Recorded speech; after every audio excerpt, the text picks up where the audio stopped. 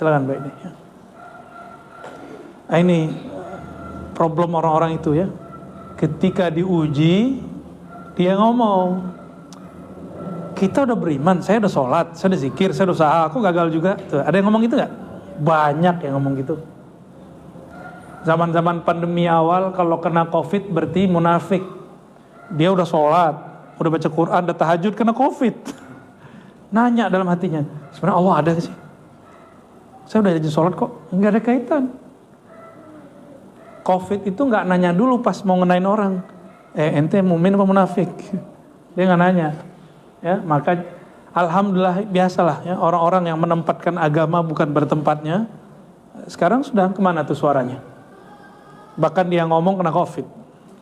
Dan dia lupa kalau dulu dia ngomong karena COVID itu munafik. Kalau kita dituduh munafik, cukup kita katakan betul hati kami munafik.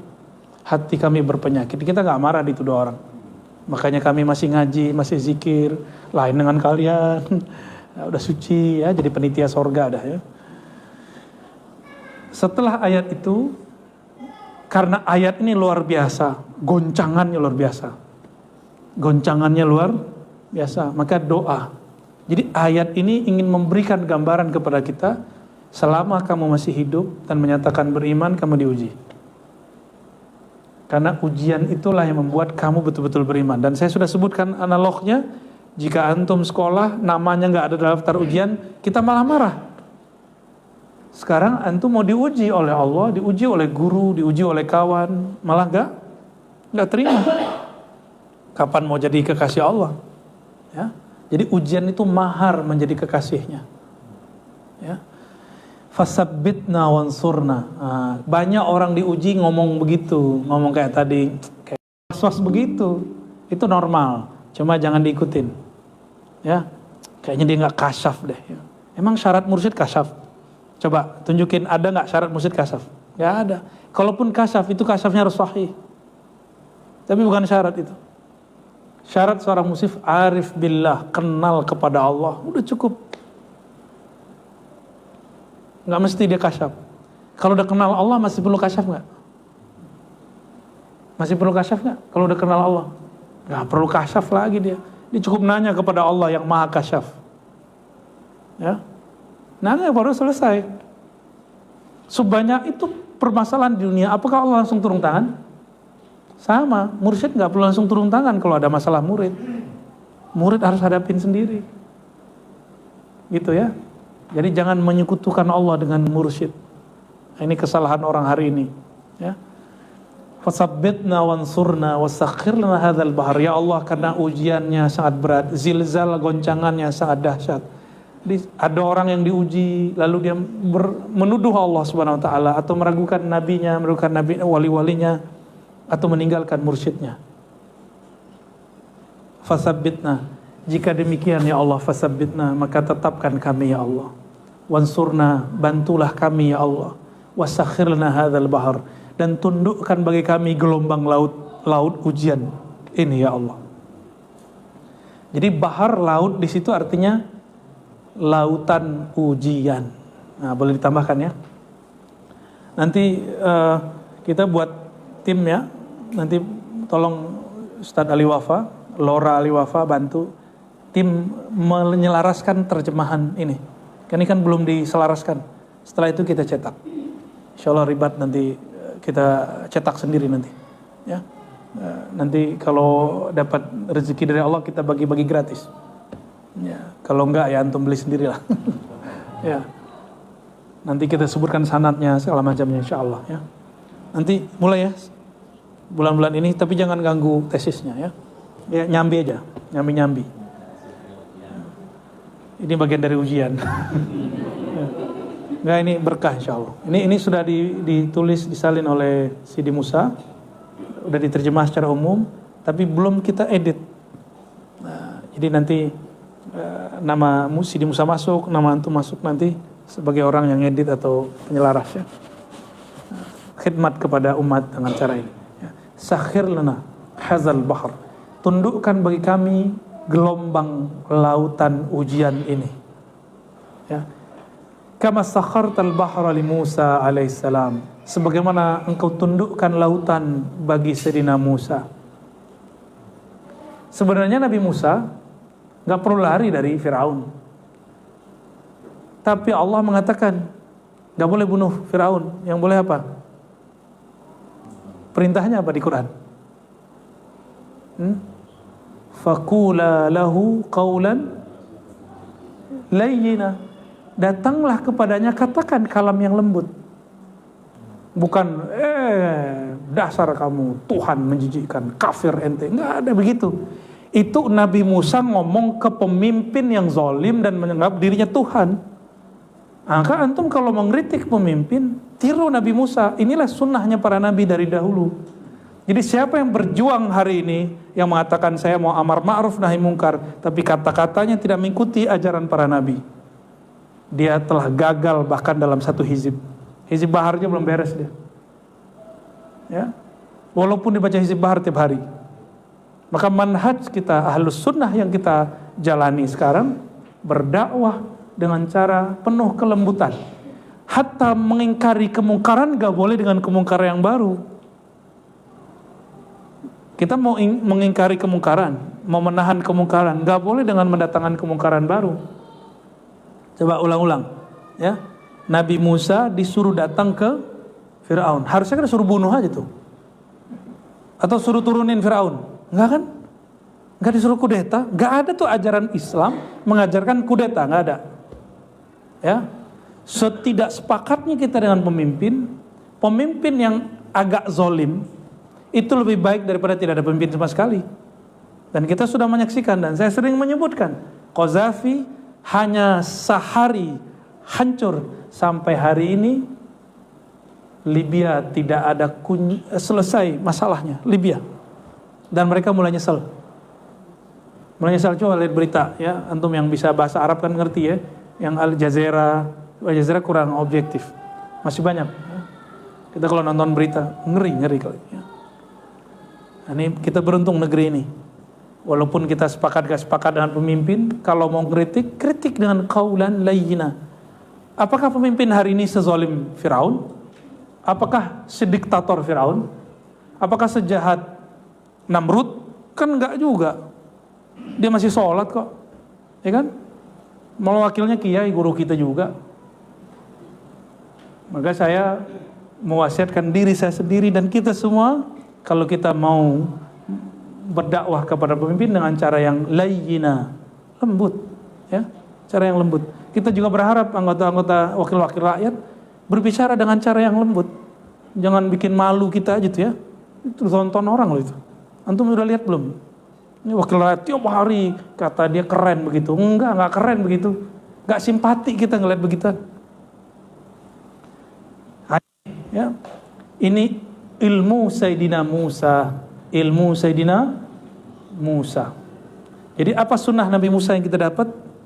Sejahat apapun pemimpin, kita katakan yang baik kepadanya, yang lembut kepadanya, tapi tajam. Coba, nih mohon maaf ya, kumis bisa nggak dipotong pakai kolok? Kapak bisa nggak? Nggak bisa. Pakai apa bisanya?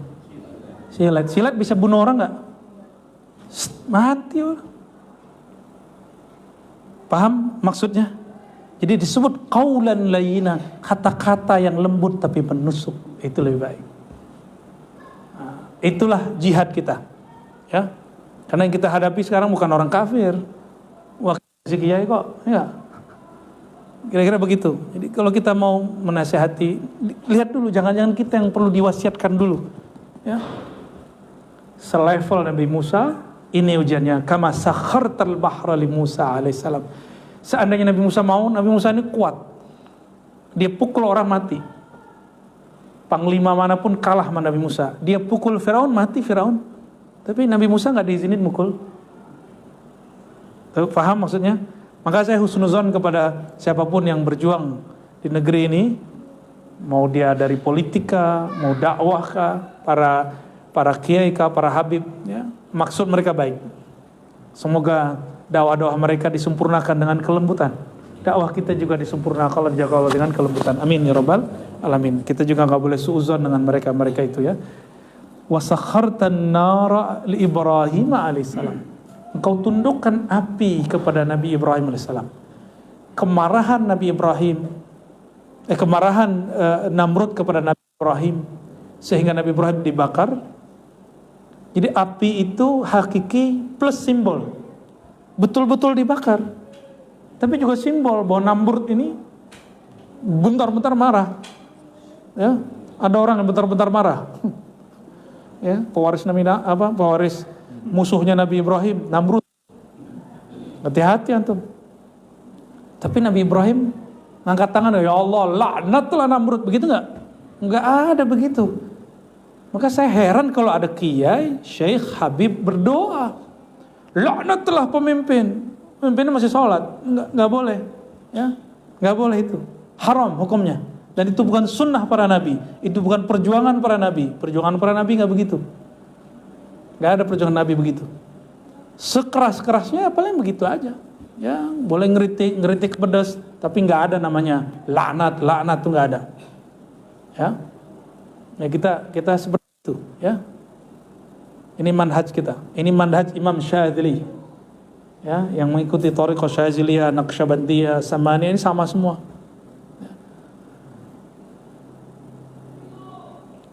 Ketika Sayyidina Ibrahim tidak membalas Namrud,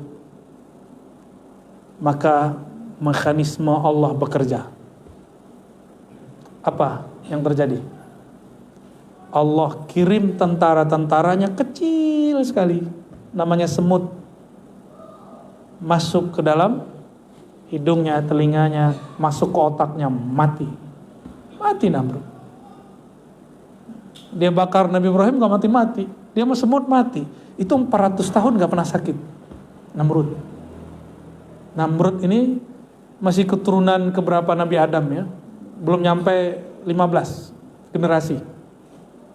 Maka dia masih tua, dan badannya tinggi, gak pernah sakit selama 400 tahun. Bayangkan dia jadi tirani selama 400 tahun, kurang-kurang dikit. Belum ada apa-apanya kita kan? Belum ada apa-apanya kita.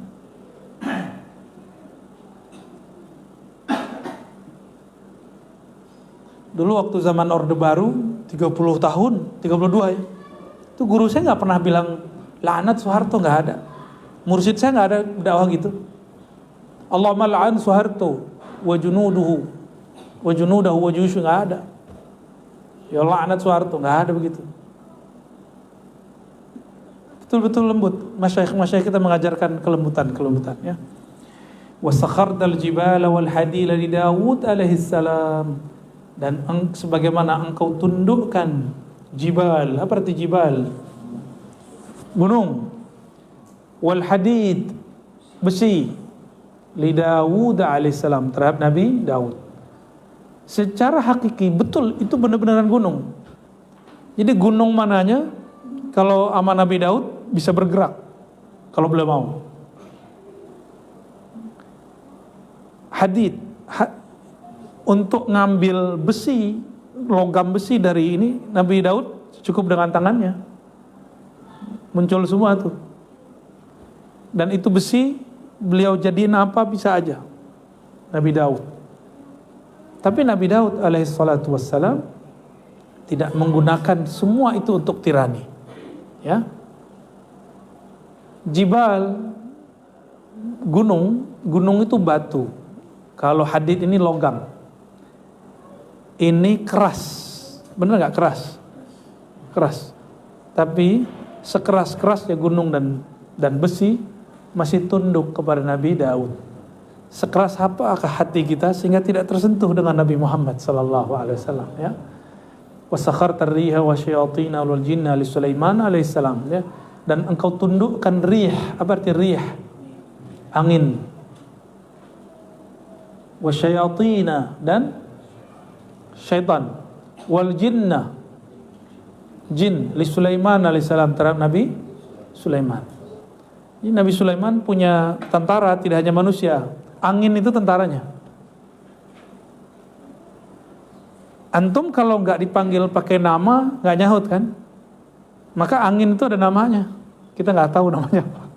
Maka dipanggil dengan namanya, datanglah angin itu. Sebagaimana Nabi dulu memanggil pohon dengan namanya. Ya. Wasyayatin, dan syaitan. Yang kenal, ini setan jin ya, setan jin. Jin itu ada namanya. Jin itu kalau panggil sama namanya tunduk.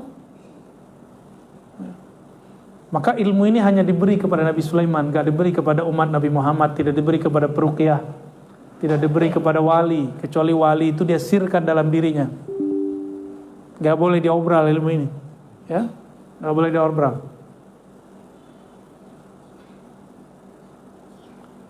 Jadi, jin, setan, jin jadi tentaranya Nabi Sulaiman. Hebat gak tuh? Maka di zaman itu gak heran ada bangunan-bangunan yang mestinya diangkut oleh benda-benda kayak traktor besar, itu ternyata tanpa itu bisa naik. Banyak bangunan-bangunan di Lebanon, termasuk di negeri kita, ya, banyak bangunan-bangunan lama, kuno, belum sampai akal dalam memahaminya. Tapi orang yang mengerti bab ini, dia akan mengatakan, wah itu paling turun-turunan Nabi Sulaiman tuh, ya, kira-kira begitu ya. Wasakhir lana kulla bahrin huwa laka fil ardi was sama. Tundukkanlah bagi kami setiap laut. Huwa lak, yang kau miliki, fil ardi was sama, baik di bumi ataupun di langit. Oh, berarti laut itu ada di bumi, ada di langit. Hakiki. Tapi ini juga majazi. Bumi itu tubuh materi, langit itu ruhani. Ini secara majazi. Tundukkanlah bagi kami ujian-ujian yang zahir dan ujian-ujian yang batin. Itu maknanya. Ujian di bumi, hidup susah atau senang. Ujian langit, muka syafah. Hati-hati. Orang kasyaf belum tentu selamat. Orang yang tersingkap alam gaib bagi dia belum tentu selamat. Karena dulu sekretaris Rasulullah pernah murtad. Orang yang khidmat ke Rasulullah jadi sekretir itu pernah jadi khianat. Tapi kalau dia lanjut, dia jadi Abu Bakar, jadi Omar, jadi Utsman, jadi Ali, jadi 10 sahabat utama, 313 sahabat Badar. Itu kalau mereka khidmat kepada Rasulullah dan mereka tidak khianat kepada Rasulullah sallallahu alaihi wasallam. Tuh, mereka tuh. Apakah sahabat kuliah dulu? Enggak kan? Semua perkuliahan hari ini itu adalah turunan dari ilmu Nabi Muhammad SAW. Untuk apa mereka kuliah lagi? Ya? Wal mulki wal malakut. Alam mulk atau alam malak. Boleh dibaca wal malaki wal malakut. Nah, ini ada beberapa cara baca. Wal malaki alam nyata, wal malakut alam malaikat. Boleh dibaca wal mulki kerajaan zahir, wal malakut kerajaan batin. Gitu ya. Wasakhir wa bahrad dunya wa bahral akhirah. Lautan dunia dan lautan akhirat. Di dalam hadis Imam Tirmizi, hadisnya didhaifkan sebagian ulama, tapi setelah saya teliti ternyata ada hadis penguatnya.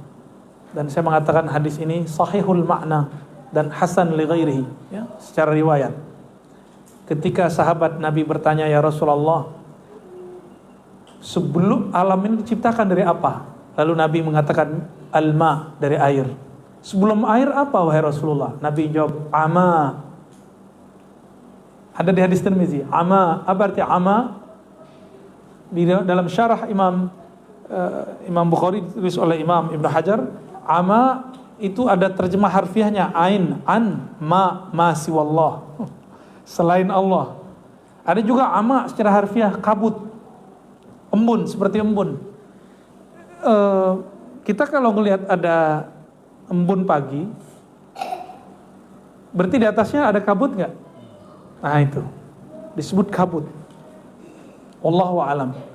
Nabi nggak pernah kuliah, tapi kuliahnya langsung dengan Allah Subhanahu wa ta'ala, dikasih tahu hakikat alam semesta. Ini disebut dengan ma'rifatul alam, mengenal hakikat alam. Itu ada di Sahih Bukhari sebagian maknanya, dan lafaz yang tadi ada di Sunan At-Tirmizi. Ya. Nah, Laut itu adalah kumpulan air yang sangat luas. Jadi ketika disebut air di situ sumber kehidupan, maka artinya ya Allah, sakhir lana hadhil hayah, tundukkan kepada kami hidup ini. Masalah-masalah di hidup ini. Semua kita ada masalah? Ya, teman saya mempermasalahkan anaknya dibully di sekolah, anaknya pindah lagi sekolah, dibully lagi, pindah lagi. Saya bilang gini, kamu sekolah di alam lain aja ya, alam kubur. Di situ nggak ada pembulian, yang ada cuma pertanyaan, man rabbuka, siapa Tuhanmu? Di mana aja sekolah ada masalah. Ya, jangan kemudian jadi masalah itu udah biasa. Anak kita dibully, dia mampu nggak bertahan? Jadi itu imunitas sebagai anak itu, nggak usah khawatir. Ya. Antum tahu nggak aneh dibully gimana?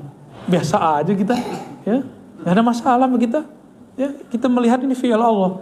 Jika benar yang mereka hujatkan, kita minta ampun dan kita berkaca, ya Allah, ini kan petua Imam Ghazali. Gurumu jika tidak ada, temanmu yang shadiq tidak ada, maka carilah musuhmu. Lihat dia, apa yang dia kritik kepadamu, apa yang dikatakan kepadamu, barangkali itu yang perlu kamu perbaiki. Ya sudah. Jadi ternyata musuh itu bisa menjadi guru. Ya. Sederhana tuh. Jadi hidup gak ada yang sulit. Itu yang disebut sakhirna hadzal bahr. Gak ada yang sulit. Gak ada namanya ngambil lapak orang tuh, gak ada. Rezeki udah dijamin Allah kok. Ya. Wa bahrat dunya wa bahra akhirah. Lautan dunia, ujian akhirat. Ujian dunia, keluarga, anak, ya, antum pasti ada masalah lah di rumah. Coba deh beresin sendiri deh, ya. Curhatnya sama Allah, ya. Curhatnya sama Allah. Kalau kohar, masalahnya beratu, tesis doang. Istri nggak punya, anak apalagi, ya. Oh sebelahnya satu baris tuh sama aja tuh. Depannya juga ya.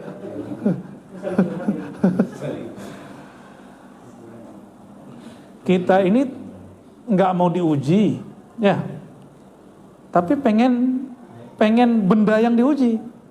Allah mengatakan, innama amwalukum wa auladukum fitnah. Anakmu, pasanganmu, hartamu itu ujian. Katanya takut ujian, tapi malah nikah, ya nggak? Takutnya takut ujian, tapi punya anak. Jadi gitu Ali ya, itu ujian ya. Wasakhir lana kulla syai'. Tundukkanlah bagi kami segala sesuatu. Ini maksudnya ya Allah, jika kami ditakdirkan dapat masalah ujian, jangan jadikan kami goyang. Itu maksud ditundukkan. Tapi sabitna, kembali ke doa awal.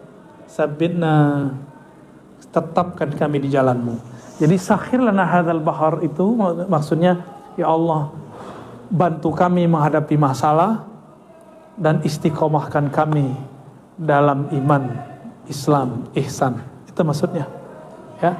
Jadi doa ini enggak berlebihan, tidak seperti yang dituduhkan oleh Ibnu Taimiyah. Ibnu Taimiyah punya raddu ala Abil Hasan Syazili. Menolak Abul Hasan Syazili. Ada radnya Ibnu Taimiyah. Dia ngeritik Abul Hasan Syazili, ternyata salah faham. Selevel Ibnu Taimiyah salah faham, gimana pengikutnya enggak? Jadi kita kalau ketemu orang-orang gak gagal faham ini, lihat aja imamnya, oh wajar, imamnya salah paham, apalagi pengikutnya. Jadi gak usah dilayani, ya senyumin aja ya. Nah kita masuk ke bagian akhir dari syarah ini sebelum masuk ke Mukhtasar Ihya. Kaf ha ya ain sad. Ini ada satu kaidah seingat saya ya. Jadi huruf-huruf muqatta'ah ini jika dia tidak ada harokatnya, kan dia tidak ada harokatnya, terus dibaca misalnya kaf, maka dibacanya mad 3 alif kaf. Tapi giliran ha, nah ini salah tulis nih ya. Ha iya-nya ditulis berdiri. Ha ya, jadi cuma 1 alif. Ain, ain itu nggak ada harokatnya, maka dibaca 3 alif. Ain. Setelah ain itu nun. Nunnya seperti biasa nun mati. Nun mati bertemu shad, ikhfa bukan? Maka cara bacanya gimana? Kaf ha ya ain shad. Jadi ainnya tidak, nunnya tetap diikhfakan. Jadi kan baca ain, jangan begitu. Karena ada di depannya shad. Ain shad. Shad belakangnya dibunyikan dal. Maka shad. Gitu ya. Gitu caranya. Di riwayat yang sahih mauquf kepada Sayyidina Ali disebutkan bahwa Sayyidina Ali berdoa, ya wahai kaf ha ya ain sad, duhai kaf ha ya ain sad, duhai wahai Allah yang menyelengkapi Nabi Muhammad sallallahu alaihi wasallam.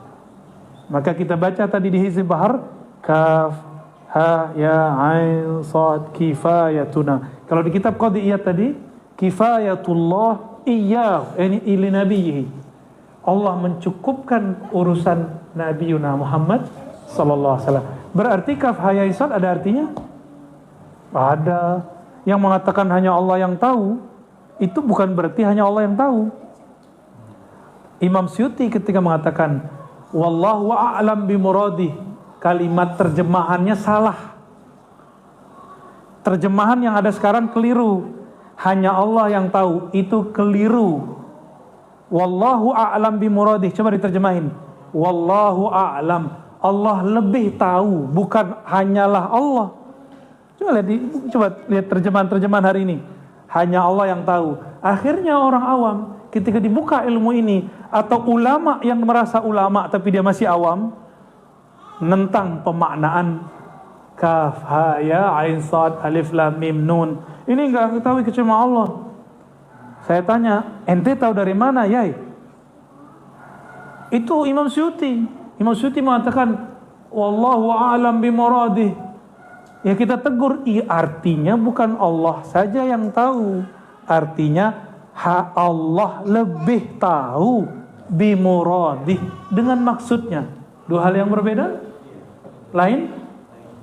Tolong ya sampaikan, siapa yang sering diundang sama Kementerian Agama tuh, kalau terjemahannya masih begitu harus dibenerin. Ya, kalau masih begitu saya nggak tahu. Coba cek nanti ya. Coba cek nanti. Sepertinya Al-Habib Quraisy Shihab tidak menulis begitu ya. Ya. Imam Suyuti, dari mana kita tahu kemudian dari teksnya dan juga sikap beliau dalam kitab Ad-Durrul Mansur. Di kitab Ad-Durrul Mansur belum menyebutkan data siapa saja sahabat dan ulama yang mengetahui makna alif lam mim kaf ha ya ain sad nun tha yasin dan lain sebagainya. Nah, gimana kira-kira? Ajaran baru atau antum baru tahu? Baru tahu ajarannya, itu beda dengan ajaran baru toh? Ya. Dua hal yang berlainan, ajaran baru atau kita baru tahu. Tidak ada atau kita tidak tahu keberadaannya, ya. Unsurna fa innaka khairun nasirin, bantulah kami, engkaulah sebaik-baik penolong. Waftah lana fa innaka khairul fatihin, bukakanlah bagi kamu, engkaulah sebaik-baik yang membuka. Waghfir lana, ampunilah kami, fa innaka khairul ghafirin, engkaulah sebaik-baik yang mengampuni. Ampun itu Allah menghapus dosa kita, ya, dengan cara ditutup, itu Ghaffar. Warhamna, sayangi kami, fa innaka khairur rahimin, engkau sebaik-baik yang menyayangi. Nah, di sini ada kalimat yang disukai oleh Allah, kalimat khairun nasirin, khairul fatihin, khairul ghafirin, khairur rahimin, dan terakhir khairur razikin. Orang yang baca ini, insya Allah kalau dia istiqamah, Allah akan selalu bantu dia, buka pikirannya, Allah menangkan dia dalam masalah-masalahnya, dan Allah ampuni dosa-dosanya, dia disayangi, dan terakhir paling penting, rezekinya Allah mudahkan. Ya, maka setahu saya, orang yang mengamalkan Hizb Bahar nggak ada yang miskin-miskin amat. Ya. Miskin saya ada, amat nggak ada. Miskin dalam pandang orang, tapi dalam pandang Allah dia tidak miskin karena hatinya kaya bersama Allah Subhanahu wa taala. Ya. Tapi antum jangan salah paham. Ya saya baca Hizb Baharnya biar nggak miskin. Ya salam. Ini dulu ya. Bertahap kita syarah tiga bagian. Insya Allah ini dapat 3 atau 4 ya. Silakan ditandai. Wassallallahu ala nabiyina Muhammad wa alihi wasallam.